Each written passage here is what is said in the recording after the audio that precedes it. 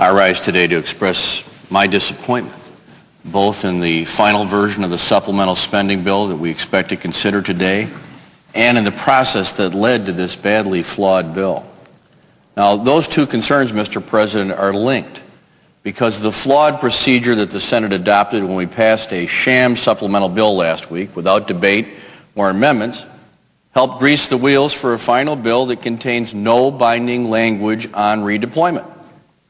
While our brave troops are stuck in the middle of a civil war in Iraq, we have a bill with political benchmarks that lack meaningful consequences if they're not reached.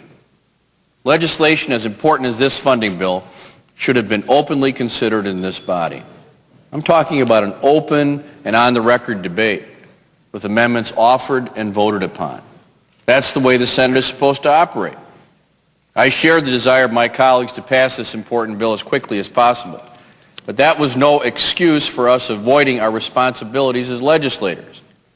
Unquestionably, it was easier and faster for us to send a placeholder bill back to the House. By doing that, the real work could be done behind closed doors where all kinds of horse trading can occur and decisions are unknown until the final deal is sealed. That process makes it a lot easier for most members of Congress to avoid a final responsibility for the final outcome. We didn't have to cast any votes or make any difficult decisions. In short, we didn't have to do any legislating. And now that we face a badly flawed take-it-or-leave-it bill, we can simply shrug, apparently, and tell our constituents, hey, we did the best we could. Well, Mr. President, that's not good enough. Not when we're talking about the most pressing issue facing this country.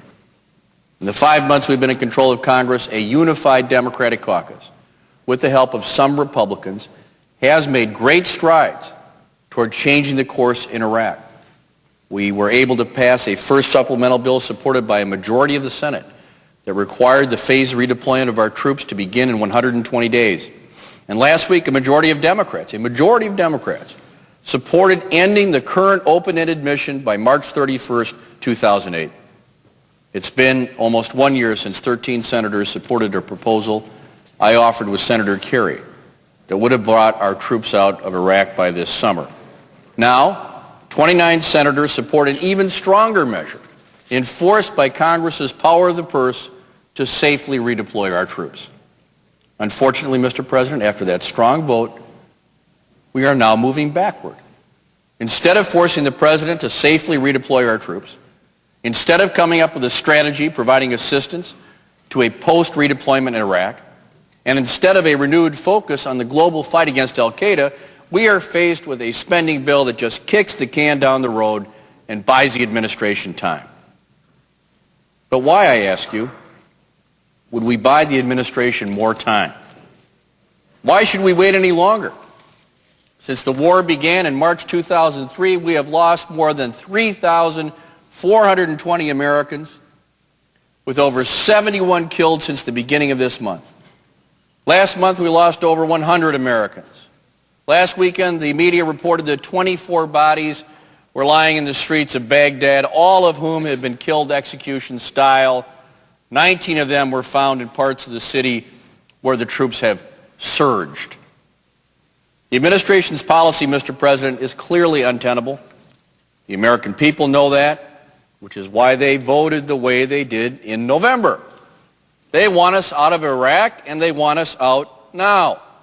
They don't want to give the so-called surge time. They don't want to pass this problem off to another president and another Congress, and they sure don't want another American service member to die or lose a limb while elected representatives put their own political comfort over the wishes of their constituents. It was bad enough to have the president again disregard the American people by escalating our involvement in Iraq. Now, too, Congress seems to be ignoring the will of the American people. Mr. President, if the American people cannot count on the leaders they elect to listen to them and to act on their demands, and something is seriously wrong with our political institutions or with the people who currently occupy those institutions. I urge my colleagues to reject the weak supplemental conference report and to stand strong as we tell the administration that it is time to end a war that is draining our resources, straining our military, and undermining our national security. Mr. President, I yield the floor, and I suggest the absence of quorum.